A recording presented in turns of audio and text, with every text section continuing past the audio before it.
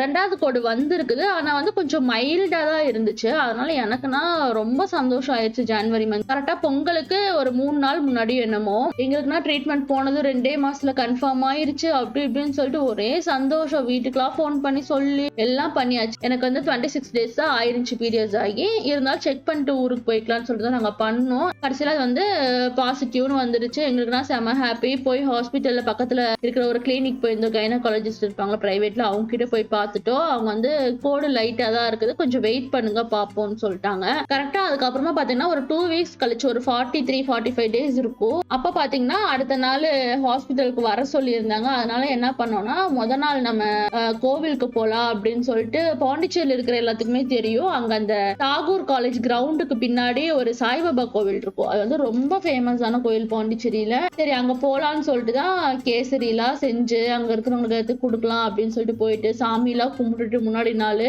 அன்னைக்கு வியாழக்கிழமை வேற நல்லா கூட்டம் இருந்துச்சு. சாமிலாம் கும்பிட்டுட்டு எல்லாத்துக்கும் கேசரிலாம் குடுத்துட்டு அதுக்கப்புறமா கரெக்ட்டா வீட்டுக்கு வரும்போது எங்களுக்கு வந்து ஃபர்ஸ்ட் ஃப்ளோர் வீடு. அதனால மேல ஸ்டெப்ஸ் ஏறி வரும்போதே ஒரு மாதிரி எனக்கு இருந்துச்சு. ஆக்சுவலா வயிறு வலி எதுவும் வரல. ஆனா ஒரு மாதிரி டிஸ்கம்ஃபர்டபுளா இருந்துச்சு. சரி வாஷ்ரூம் போயிட்டு வந்துரலாம். அதுதான் அப்படி இருக்குமாட்டிருக்குன்னு சொல்லிட்டு சரின்னு சொல்லிட்டு போய் பார்த்தா ப்ளீடிங் ஸ்டார்ட் ஆயிடுச்சு. எனக்குன்னா ரொம்ப பயம் ஆகி ஒரு நிமிஷம் பதட்டம் ஆகி என்ன பண்ணது தெரியல. நைட் வந்து 9 மணி பக்கம் ஆயிடுச்சு கோவிலுக்குலாம் போயிட்டு வந்தனால. ஹஸ்பண்ட் வெளிய நின்னு ஹவுஸ் ஓனர் கூட எல்லாம் நின்னு ஏதோ பேசிட்டு இருந்தாங்க. நான் உள்ள பாத்ரூம்ல இருந்து கத்து கத்துன்னு கத்துறேன். அதுக்கப்புறமா அவங்க வந்து என்னாச்சுன்னு கேட்டா ப்ளீடிங் ஆகுது அப்படின்னு சொன்னதுக்கு அப்புறம் சரி வாங்க ஹாஸ்பிட்டல் கிளம்பிடலாம் அப்படின்னு சொல்லிட்டு உடனே பைக் எடுத்துட்டு அந்நேரத்துக்கு வந்து நைட்ல எந்த டாக்டரும் அந்த அளவுக்கு இருக்க மாட்டாங்கன்னு சொல்லிட்டு நாங்க ஜிப்மருக்கு போலான்னு சொல்லிட்டு ஜிப்மர்ல எமர்ஜென்சி இது இருக்குல்ல அங்க போயிட்டோம். அங்க எமர்ஜென்சி இதுக்கு போய் பார்த்தோம்னா வெயிட் பண்ணுங்கன்னு சொல்லி ரொம்ப நேரம் உட்கார வச்சுட்டாங்க. எனக்கு அவ்வளோ பயமா இருக்கு. அப்படியே பதட்டத்துல என்ன பண்றதுன்னு தெரியல.